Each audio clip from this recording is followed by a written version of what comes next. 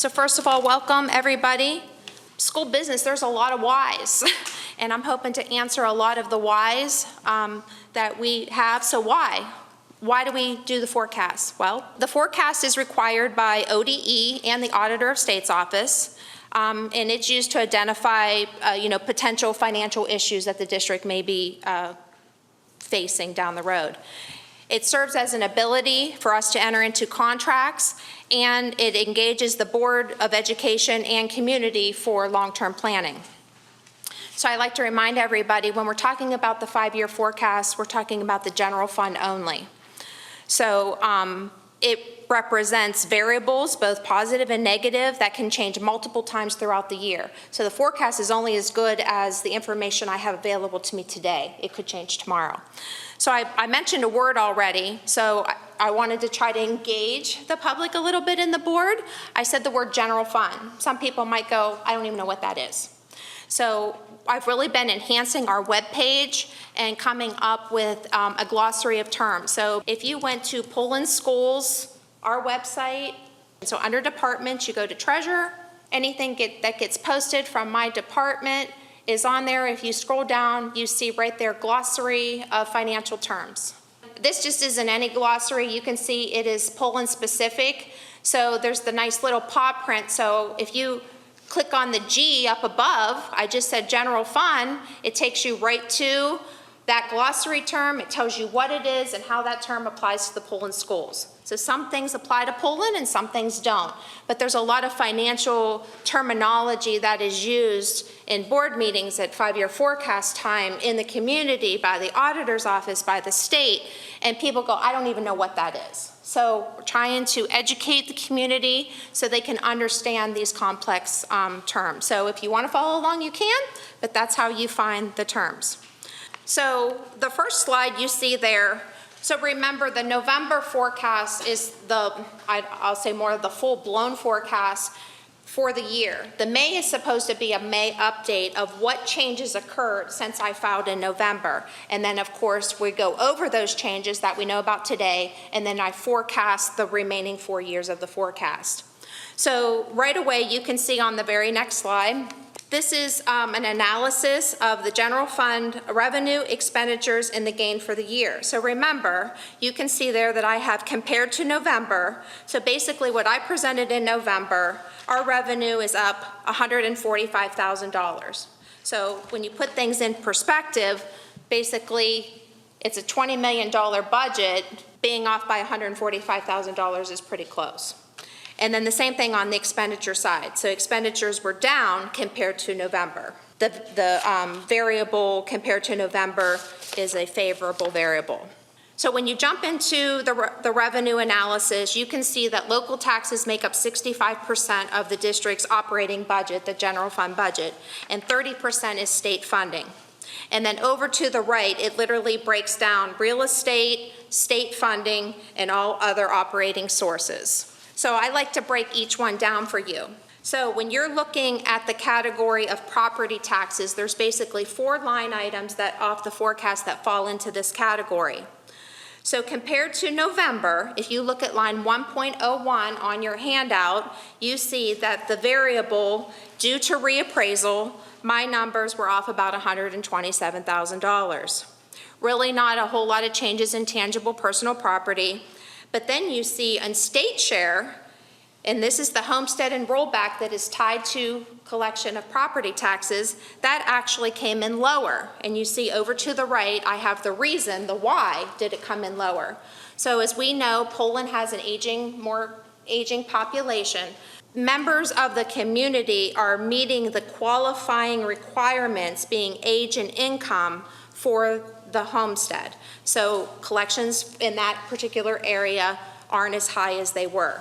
And then you see 11.02, which are our levy renewals, is also part of this, because as we know, the levy renewals that the district has is part of our tax collections.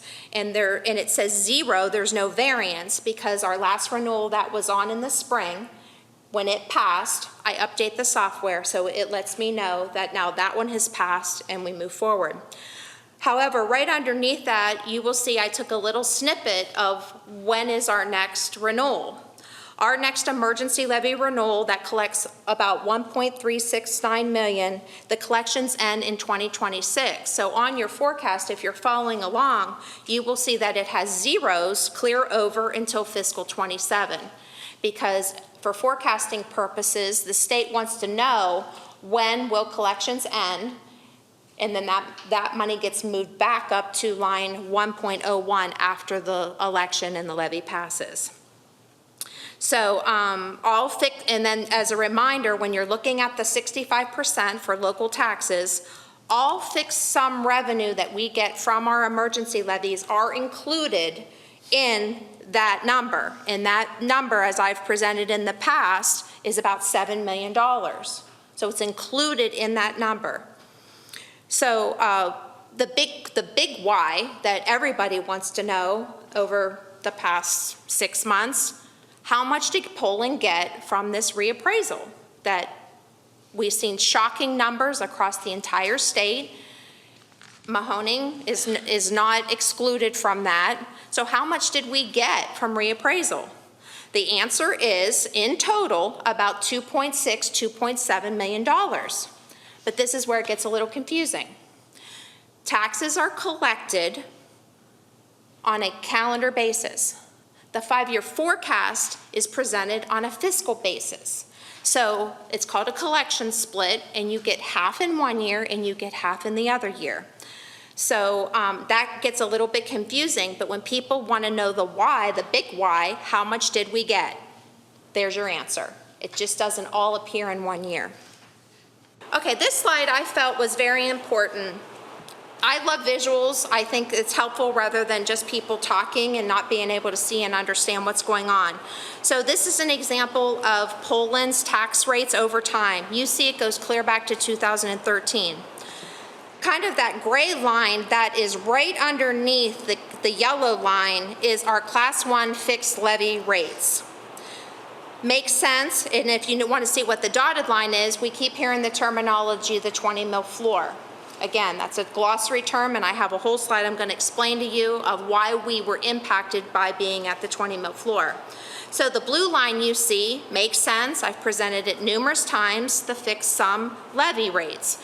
Why is that number going down? Because fixed sum levies, the rates have to be decreased as valuations go up in order to generate the same amount of money. So when you're looking at a visual, you say, does it make sense? Yes, it does. That line will continue to go down as valuation and polling goes up. And then you see the line, the green line up at the top are the full voted rates. Very complex, I understand, but all of this ties into how taxes are calculated and part of law. You've seen the county auditor's comments and comparing school districts and saying school district A is getting this kind of money from reappraisal, school district B isn't, and everyone's going, it doesn't make any sense. That doesn't make any sense. Why? Well, the why is because every school district is different.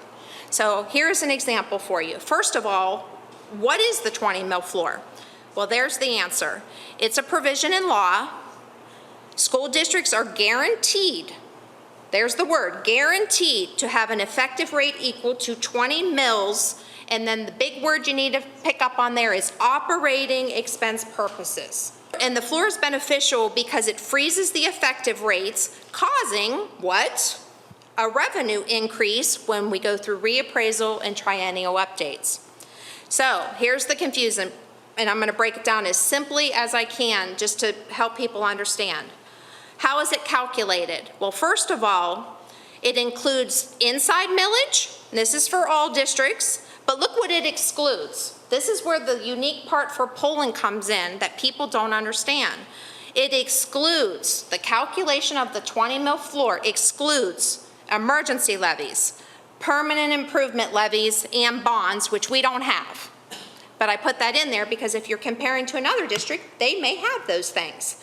So all of the other millage is called current expense millage. You can go to the county auditor's page and you can pull up a rate resolution tax sheet for every district in Mahoning County, including Poland. The board takes action on them every year because those rates are set by the auditor's office and approved by the Ohio Department of Taxation.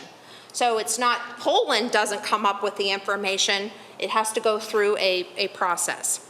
So, perfect example. Now, we're just using easy numbers.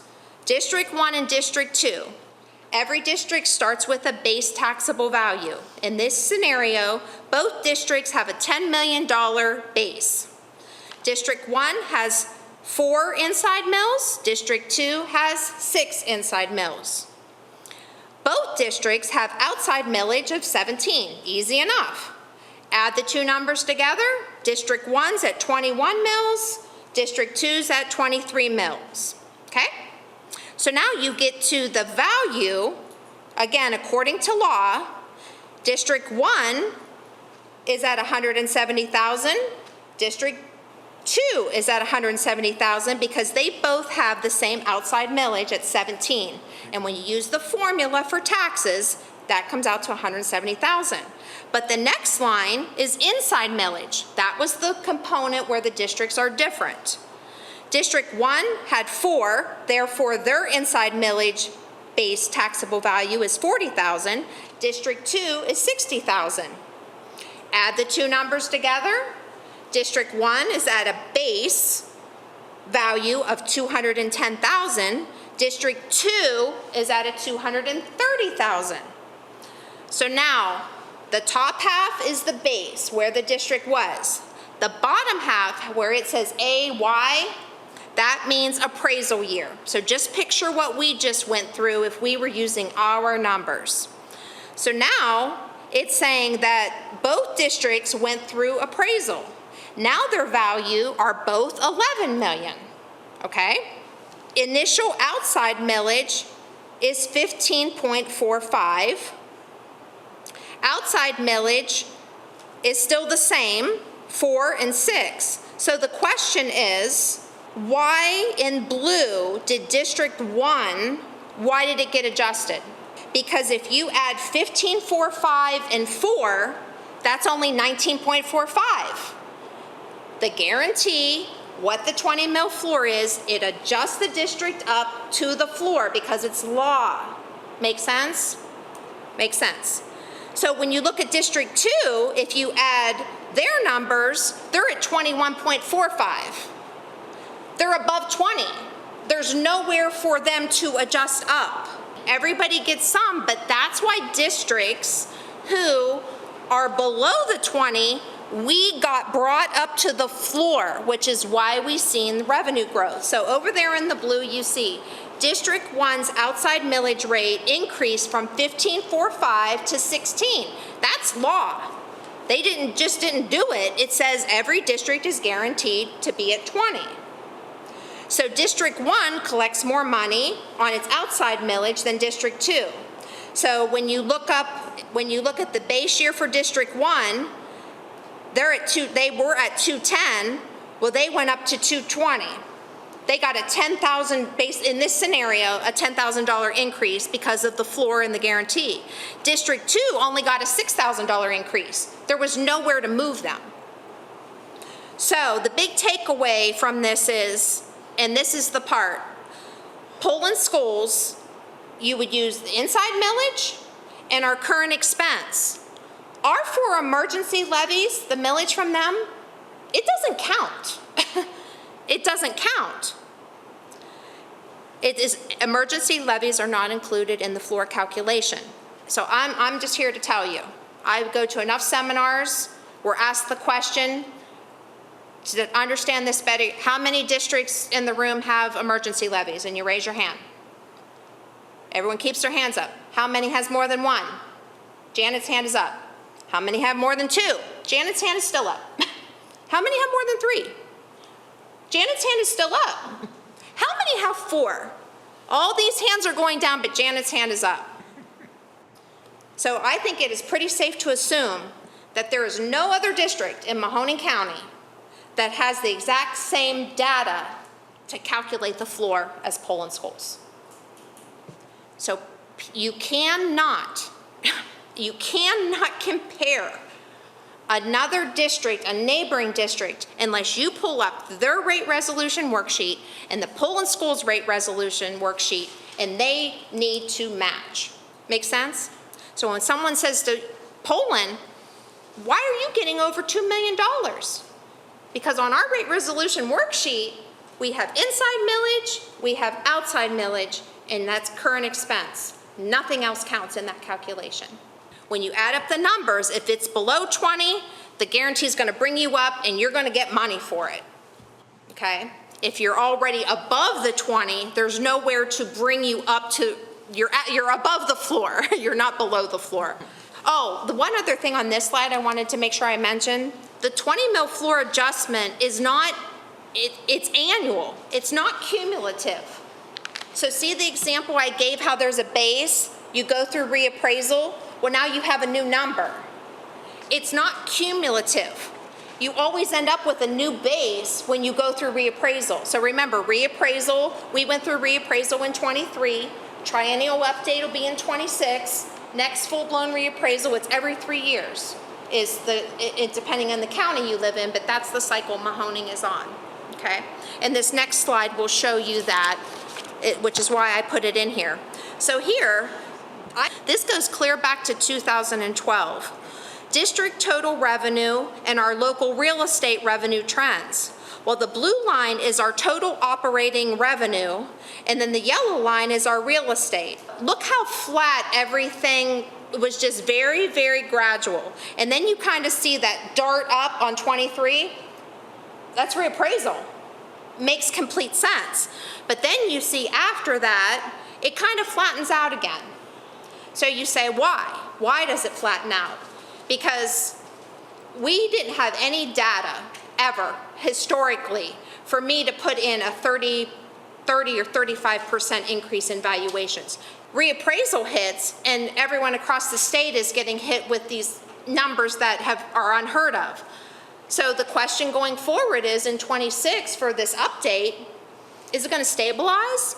Are we going to have another what we just went through? Those are the things that we monitor throughout the next couple years and we make adjustments as we go. But based on that slide, you can tell that I feel like we're going to return to the levels that we've seen historically according to the data that you see there from 2012. So if you even put a vertical line, 23, go back to 20, that was reappraisal. 17, 14. Look how flat it is. We haven't seen anything like this ever. So I thought that was important. So I believe we're gonna stabilize. We'll monitor that. Okay, so on the state side, that's where we get our foundation. That's the biennium budget. That's the money we get from the state. You'll see compared to November, really hardly any differences at all between unrestricted and restricted aid. So you say, well, wait a minute, why would the number go down in unrestricted aid? Well, the Fair School Funding Plan, and we're a guaranteed district, and you could definitely look up, the board knows what the guarantee means, is when we've lost students over time, we were guaranteed the same amount of funding. They didn't take money away from us. However, in the Fair School Funding Plan, there are certain components of that document, that's law, that are outside of the guarantee. So again, it's kind of like you get hit one way or another. You get more money in reappraisal, but they take it from you somewhere else. It kind of seems to be the routine. And then on the restricted aid side, I know it's only $100,000. Again, when you're talking millions of dollars, you kind of have to put that in perspective. But again, this new budget bill, most recently, all districts got what is called high quality instruction materials. We received a $96,000 payment that I'm working with Dr. Hoffmaster, and we have to meet criteria and make sure that we have approved materials on that list, so they're basically giving us money for that. And the other thing that fell under the restricted area part of the budget bill is all districts were required to provide feminine hygiene products to girls, and I believe it's sixth grade and up, which we've done. And the products we got like $1,400 is what they gave us to be able to supply any girl that needs those items. And we'll monitor. I believe we're going to get another payment on the high quality instruction materials, but those things all have to fall in that restricted area. that's just what the law says. And then the last one is just, and on the revenue side is all other revenue. It was only off compared to November by not even $20,000. And I think that's just miscellaneous receipts, or, you know, sometimes last year we got a couple different little grants that we may not have gotten this year, okay? Okay, so the 5-year forecast, so we're in fiscal 24. If people don't understand what that means, the fiscal year started in July 1 of 23. It ends June 30 of 24. So all the slides I just showed you are projections for 24, but it's a 5-year forecast. So what's going on the other 4 years? So just in a one-shot glance, a one-pager, again, all we can put in are assumptions that we know today. It could change. So I have each line for you, basically letting you know fiscal 25 is that reappraisal collection split that I talked about. I've already mentioned in fiscal 26, we're going to go through triennial update. 27, in fiscal 27, I've already mentioned, that's when our collections end on our next renewal. And then in fiscal 28, you're going to go, oh, that's interesting. Why is that up there? Well, the why is Poland local has seen virtually no new construction historically for years. It's my understanding there's a development, Struthers Road area. So I keep those things on my radar, because when developments are done and people actually move into them, you can expect to start seeing some growth on new construction about 2 years after a person occupies them. Because remember, taxes are always in arrear. Really no changes in the remaining 4 years in public utility. I've already recapped the state funding. You see I have guarantee across there. We will probably be a guaranteed district forever unless the Fair School Funding Plan does away with the guarantee. I've presented on that numerous times, and if they ever did that, we're having a whole different conversation, because we would lose a lot of money that we're getting from the state. But right now, that's in place, and it has been, and I think will be for years. Fiscal 25, remember I mentioned the biennium budget is a 2-year cycle. So next year, fiscal 25 is the second year of the budget bill, and we'll be working under a new budget. And then everything else from there down on the revenue side, you can clearly see it's pretty much per law or per the Fair School Funding Plan. There's really nothing to say that it is what it is. They dictate what we get. So we'll jump right over to the expenditure side. 3 main categories on the expenditure side, obviously, are personnel. We're at about 67%. The 67% in personnel is salaries and benefits, so don't think that's just salaries, and they're broken down for you there. So very quickly, if we're comparing, again, you're not going to see any numbers that really jump out. I think the process that's being used to try to come as close and present the most accurate forecast possible is being used, because I'm not seeing any, basically when you see that over and underline, is there a number that jumps out compared to November? And there really are none. So personnel, again, you'll see just basically, I was off a little bit. I think I had calculated we are coming into a season of the age of our employees where there's more and more eligible to retire. Maybe some didn't retire that maybe I thought might go, and I might have calculated a bit high there. Purchase services, you see very, very minimal. But then there is a big number, so why? If you're looking at supplies and materials, like why? So the down arrows on the expenditure side is actually a good thing because it means we didn't spend as much. So why? Well, we know the why. So in fiscal 24 this year, it was appropriated and budgeted for ELA curriculum, and the curriculum ended up not being decided yet. So it gets moved. But in November, when I presented, it was included. So that answers the why. And I think it's good to ask the why, and then you say to yourself after the why, does it make sense? And I think when you're looking at the data, that makes sense why that number's off. Okay? And then to continue with the expenditure categories, very, very minimal changes here, nothing that jumps out. Capital outlay, you know that we had to make some fleet adjustments most recently, and we will continue to evaluate that. I want to go right to the transfers out. So just to be clear, remember I said this is general fund. So why is that number less? In November, I had projected our normal transfers that we've been doing to speech and debate, permanent improvement, preschool, after school, based on data, historical data. Well, looking at the financials today, if you look at the cash summary report from today, you can see that after school, they're not going to be in a negative when the school year ends. That's a good thing. So I was able to adjust my forecast, and I'm saying to the board today that in June, you're not going to see a transfer to after school because I don't feel it's going to be needed. So this makes sense when you ask the why did that number go down? And then just like on the revenue side, I've done a one-pager for the remaining 4 years. These are assumptions, and basically when I say assumptions, it's things that we've either been talking about or things haven't been officially decided yet. Again, you only know what you know, and you can't update something or remove something until a decision has been made or finalized to make the numbers true. So when you look at personnel, already we know from our discussions for fiscal 25, class size reduction, we've been on that path. We know that that's happening. And we also have discussed recently that we were adding a nurse. So because I knew those things, I was able to make those adjustments for next year. But when you look at it, 26, 27, and 28, these are the other things you need to know when you're looking at a forecast, is when are our labor contracts up? Well, that's showing you right there that in fiscal 25, all labor contracts come to an end.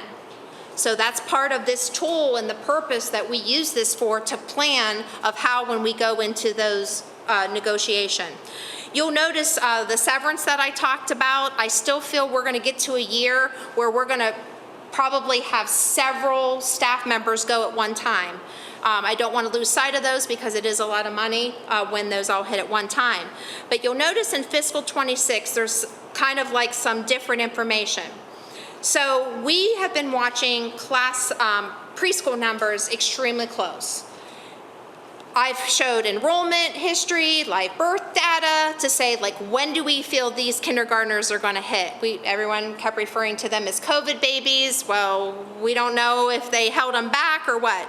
So you'll see that we're watching kindergarten numbers because the preschool numbers for this year didn't hit the number that we thought they would hit. I personally, in my assumptions, I'm assuming that I think we may get it next year. So these are kind of like holding places and assumptions if it happens. If it doesn't happen, of course, we make those adjustments going forward. The other thing we've been talking about, which has been paused, and I know this all ties to facilities and buildings and all the different things we're talking about, is what grades are where in 7th and 8th grade class sizes. Just because a decision hasn't been made doesn't mean that the topic, I completely remove it. As we continue to go through these discussions, once decisions are made, that's what the assumptions are for. So those are just, and remember, personnel and benefits are the biggest category on the expenditure side, so I wanted to talk about them a little bit more. The next one, the 3.02, is not going to be a surprise to anybody. Healthcare, so we're in a consortium. They just voted last week, we're going to see an 8% increase in healthcare. And everyone's going to go, oh my gosh, 8%? Oh my goodness. I have colleagues that are not in the same consortium as us. They're plugging 20s in. They're plugging 18. They're plugging double digits in. So this is just something we got to continue to, educate our people, stay as healthy as possible, be in a consortium where we can benefit from a larger group and keep these costs down. Purchase services is a whole nother animal. There are so many different categories that fall under purchase services. The biggest things that fall out to me there that people need to be aware of is all of our utilities are in this category. Now, I will tell you that for fiscal 24, if I ran a report of like gas, for instance, we saved money. We had a mild winter. Makes sense. Can I project what winters are going to be like in the future? No.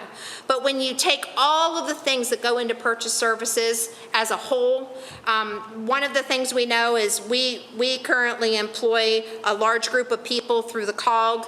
They had to increase their overhead from 7 to 10%.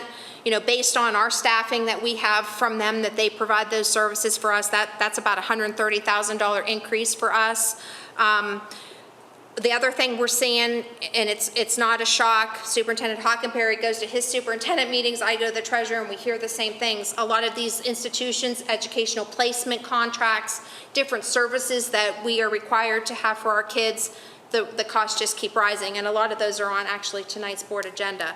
So purchase services it's comprised of a lot of categories. So please don't take away, Janet only mentioned gas in a couple, contracts. It's a very, very large category. Basically the way, if anybody wants to really know, is if you're paying for a service, that's what's all in this category. Every utility, repairs to buildings, under supplies and material, you'll see, like I talked about, the ELA curriculum was moved to fiscal 25, and you'll notice for both line 3.03 and 3.04 that typically in these two categories you build in inflationary trends. So, you analyze your data. If you're seeing a 2-3% increase annually, that's usually a safe placeholder to assume the same inflationary trends. Capital outlay is very specific for us because we make sure that we take all of our projects and they run through our PI fund, which is why we have transfers to PI. So our capital outlay line is very, very specific. We do have an E-rate project we're doing in fiscal 25, and then of course you see fleet all the way across there. We've been addressing that issue for the last several years and make sure that we're replacing vans and buses and handicap buses on a regular basis. So that's why you see that addressed there. The next one is the principal and interest, the paying off our bank loan. That has been targeted to be paid off in fiscal 26. There hasn't been any other discussion that we're not doing it, so I'm leaving it as is until we talk about that at a greater depth.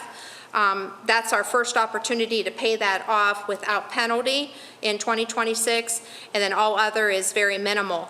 The last one you'll notice is the biggest change probably on the forecast, and this ties directly to a lot of the facility-related talks we've had. Mr. McKenzie and myself both have presented numerous times of our current balance in our PI fund. And then we have our Forging the Bulldog Future, where we literally track everything that there is to track so we can plug numbers to it and prioritize at certain buildings, like when do we need certain things done. So based on the projects that are currently being done, the ones that are already scheduled, our current balance in our PI fund, and looking at the ones to come, you will notice the increase to the PI fund in years 25 and 26 is projected. Again, it's a projection based on what we know today. And then you see the future years, we'll keep evaluating our list.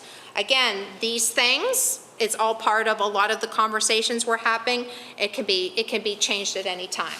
And then when you take all of that, and then here's your visuals. I love looking at the visuals because you can clearly see on the left. This is just clearly showing you basically 6 years, 23 actual, and all the rest are projected, of the blue bars are our revenue, the orange bars are expenditure. So every single year, the blue bar is above the orange. That's great news. Look at the prior forecast before reappraisal. We were deficit spending. So now the only outlier year that you see is in 26. Well, I just explained that we are paying off a bank loan early in 26. So that's kind of an outlier year because after that, that expense goes away. So the graph on the left shows you that this is the gauge. Are you bringing in more than you are spending? In this forecast, yes, we are. We're in good shape. So over to the right, now you say, well, those are your revenue expenditures. Where's your cash balance? Again, you can see the outlier year, and I have marked the final loan payment, and then you can see the projections.